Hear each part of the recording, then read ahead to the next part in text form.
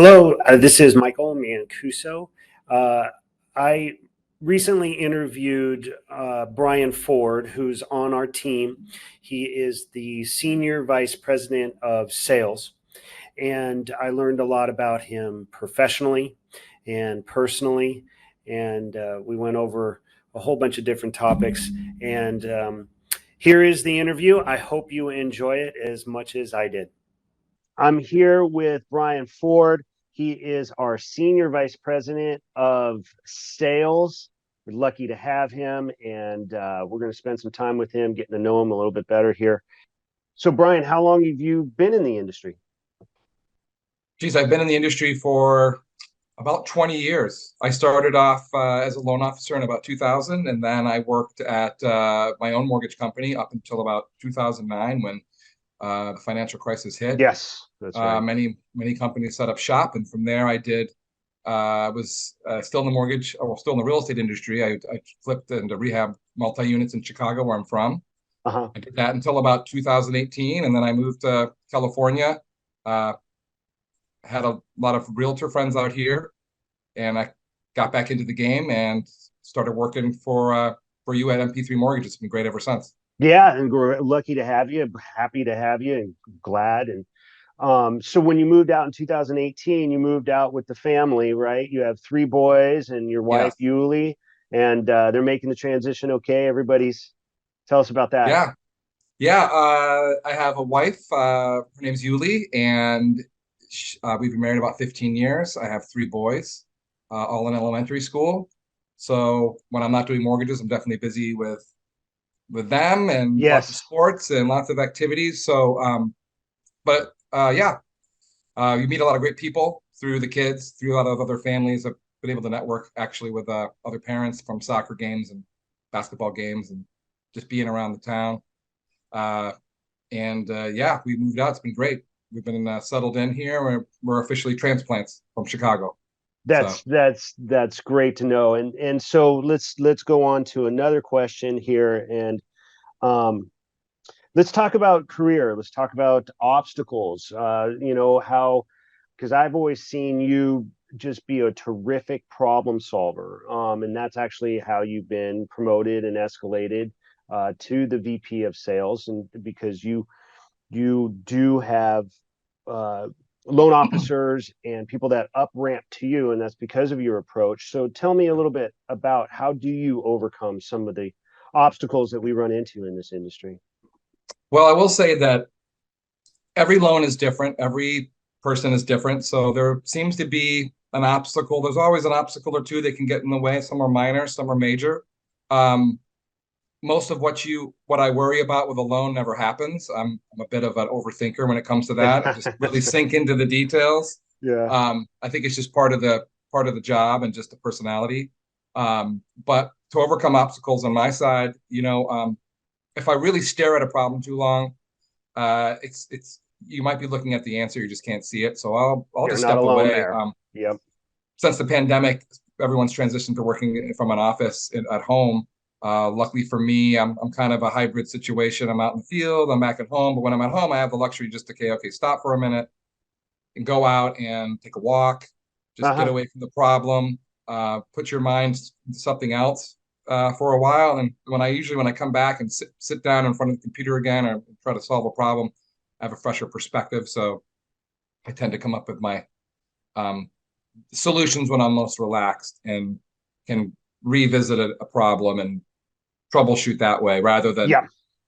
so not a profound way to work with problems, but for me it's the simple things like that help me kind of keep my head clear. Go do Actually, something. let me interrupt. I do think it is profound because some of those simple things, it's you can have the concept of it, but a lot of people actually don't apply it. And one of my observations, and this is about you, is the maturity, right? It's because you've Sure. been there, done that, and so a lot of the obstacles or hurdles that have come across your desk, you've seen before. It's like, oh, Yeah, you can rely on that history. You've seen it, and you can say, oh, I've seen how this played out. It doesn't really catch you off balance, and that's what we want to exactly. create here, and that's what you personify, is that the maturity, the maturation process of a loan officer. Yeah, it all So comes yeah, down to experience. Like you said, it's having a lot of just scenarios go over your desk and working with this. Every loan is different, every person's different. So each time you're learning something new, sometimes the easy way, sometimes the hard way. I've learned the hard way before, and I definitely will not. Don't let those sort of things happen again. But over 20 years, it's just inevitable that you're going to find yourself in a sticky situation. Sometimes they're ones that are most of the time no fault of your own. yeah, It's just something happens within a transaction, um, and it's an obstacle that might be difficult to overcome. Just you nothing you can do about it. But you have to be able to um, know when there's an opportunity to fix something, know when there's be able to kind of say, all right, we got to move past this. I think that just comes with having experience and yes. being a lot of loans go by, and uh, yeah, experience really goes a long way, for Yeah, and sure. I've seen it where you have cut off a lot of, I'm going to call it pain, potential pain. Well, what do I want to? How do I want to put it? Problems that you could see on the horizon that would cause pain to the client, that you actually headed off. You could see it. You took care of it yourself. It's really a lot of those behind the scenes things that really you don't even, it never comes up when you're on the phone, and you just kind of taken care of it. And uh, you you've gotten yourself to a point in your career where you've really headed those off, and it's impressive. It's cool to see, and I can speak to that because of the comments we get from your clients about you, and how smooth the transaction's gone, how nice it's gone. So kudos to you on that. And so let's move forward. Thanks. um, and well, unique skill sets. We don't need about that. When did you start in the industry? Uh, okay. So let me ask you this, Bryan. It's share us what you will. How do you keep track of your ideas and stay focused on what's at hand? Well, I can't show you this just because the perspective, but on my desk I have a couple of key little. I just like to scribble and write notes down. I'm old school that way. That's good. I like to most. I can pretty much only. I'm the only one that can read my handwriting. Nah, I can spell fine, but I have a sort of Dr. Scribble Scrabble yeah, I was going to say handwriting. It looks doctor. like hieroglyphics. Hmm. So um, I try to capitalize on whenever I have an idea just to write it down somewhere, somehow. Mostly I've transitioned to using my phone, as most people have, which is a double-edged sword in a lot of ways, but I'll be able to keep a lot of notes just within my phone. I'm always taking notes.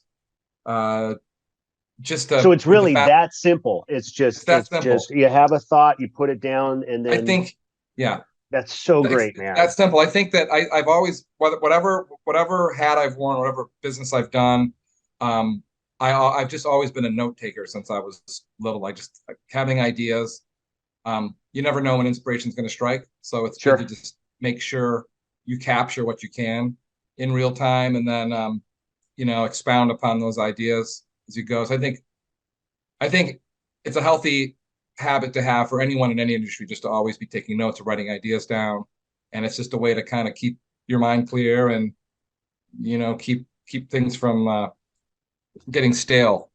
Well, Uh, maybe I just had an epiphany. Maybe this goes back to, well, for those of you who don't know, Bryan is our resident musician extraordinaire. Been in many bands and plays, and uh, maybe it goes back to, you have a thought or a song, a poetry, something comes up, and it's like that's be a good lyric, and then you scribble and write it down, and it's sure. translated over to your professional career.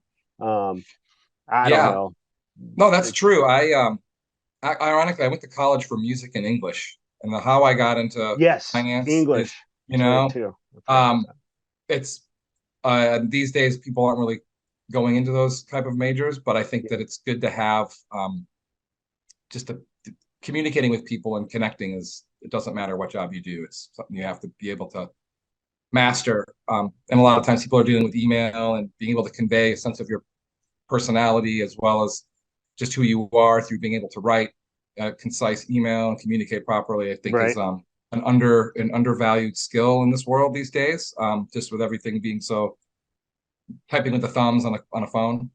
Um, and yeah, I think just thinking analytically, it crosses over from either whether it's music or English or Sure. mortgages. A lot of Math. it's the same thought processes, and it's really just applying how how your mind works and what habits work best to whatever task you're doing or putting your mind to at the time. For me, is mortgages. Um, but you know the way I operate when I do something creative is not much different. I'm writing notes down and I'm trying to just keep the flow of ideas. So when I'm doing mortgages, I'm thinking, especially if I'm dealing with just a particular loan and a particular client, I'm kind of scratching my head about. I'll have strange, inspiration strikes at strange times. Could be Yeah. in the car, could be in the shower, could be just walking the dog, whatever. So yeah, in those situations, I find myself saying, hey, Eureka! I just thought of a solution to this problem I had with the Smiths with their loan. Why don't we try this route? Why don't you that route? And I feel it's the same kind of process with whatever I'm doing, if it's music or I'm writing something or whatever, or mortgages. So Well, the just how key I is being think. engaged. You're Yeah, you're actually in it. You're engaged. You're present. You're available. And so that helps. I'm sure. I'm sure. yeah. Well, I think too. The generation I grew up in makes you sound old, but just when phones were attached to the wall and you used to have to pick the phone off the The wall and cord, there spin was the the cord. cord, Yeah. and the phone was a family sort of thing. Everything revolved around it. It would be in the kitchen and someone would, I'll Yeah. get it. And you got up, run over and grab it, answer the phone. And you had to have a certain, uh, you had to be able to answer the phone correctly, have certain skills. Hi, this is the Ford residence. This is Bryan speaking, blah, blah, blah, or whatever you might Wow. say. Yeah. It's a good But point, something that man. just is in, so my kids, I'm trying to instill that just a sense of a natural, be able to talk on the phone. And point being is that I'm not afraid of the phone. I like to answer the phone. So when a Yes. client calls me, I think it's important um, to engage that way and feel confident because uh, a lot of people are doing texts or, it's just, I think the value of the telephone can't be overstated just because, coming from the 80s and 80s kid and not being afraid of the phone, being um, take fielding calls whenever I can. I enjoy it. Kind of makes me reminds me when I was I could a kid. not agree more. And that also lends itself to, you see this in this industry where things get rough and loan officers, they ghost you, they run away, they're gone. And Hmm. that's one thing that we don't do here. And it's all because of your tutelage and your leadership. And that's how you lead. So let me ask you about,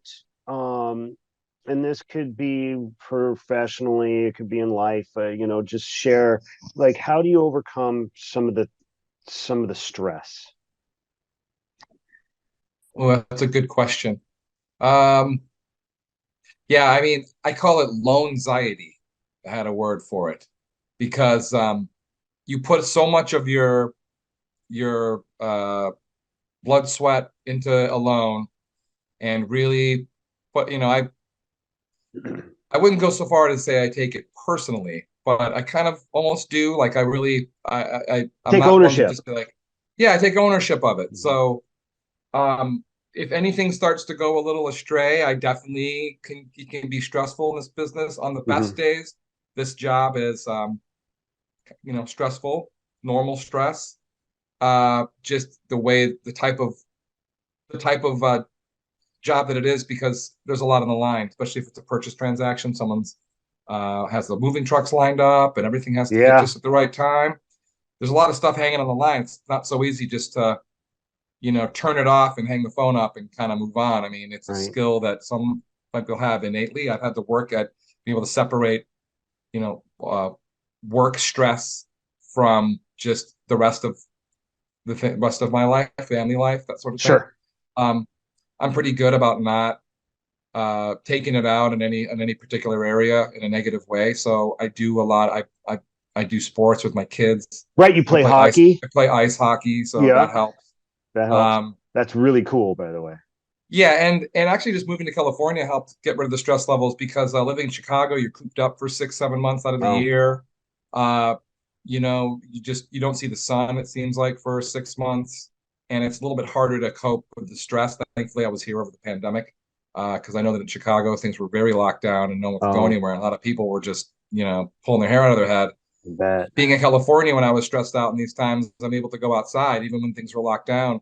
You still could go to a park or a beach and just bike kind of ride. Yeah, you could bike get ride out. and just Yeah, get walk the out. dog. So Yeah, yeah, I was able to manage my stress pretty well. My family life's pretty good, luckily. My kids are healthy and my wife's cool and she's very supportive. So I don't have like when I step away from the desk, it's not like I'm stepping into a world of just, there's normal chaos because it's a family, but what yeah, you'd right. expect. But It's a healthy, loud household. It's really exactly. great. It's really Yeah, cool. yeah. And so that'll take your mind off your job in a second just because, you're with younger children and they want your attention and you're going to forget about pretty much everything else that happened 10 minutes Sure. earlier most of the time. But there's the times where things get stressful and alone, uh, and you can't quite get it out of your head. And when those times happen, it's good to be in a place where, well, A, to have a supportive family, but also to be able to go outside and enjoy. One reason why I moved to California is for the sunshine and the outdoors, and so that's kept my stress levels down for sure. And so just staying physically active as much as I can, and just kind of by Sure. default you are because you have kids, as you know, and just like getting out, taking a walk around the block, walking the dog, simple things like that. That like in Chicago you just couldn't do so easily. Like in Chicago, if it's snowy and you got to want to go out for a walk, you got to more or less put a spacesuit on Yeah, to handle that's the right. cold, That's right. and it's just almost stressful just to get dressed to go outside. So. Um, yeah, being outside, being outdoors, staying active, having a supportive family, those things will keep the stress levels down, Yeah. um, for sure. So as long as the other things are in order, kept in check, then when I'm focusing on my work as a loan officer or in working with you, um, I usually have a pretty clear mind about things. And Um, leadership, well, and so yes, I want to say thank you so much for taking the time and sharing about yourself and the insights. I mean, this is the some takeaways are, to really just keep it simple, and you do such a good job.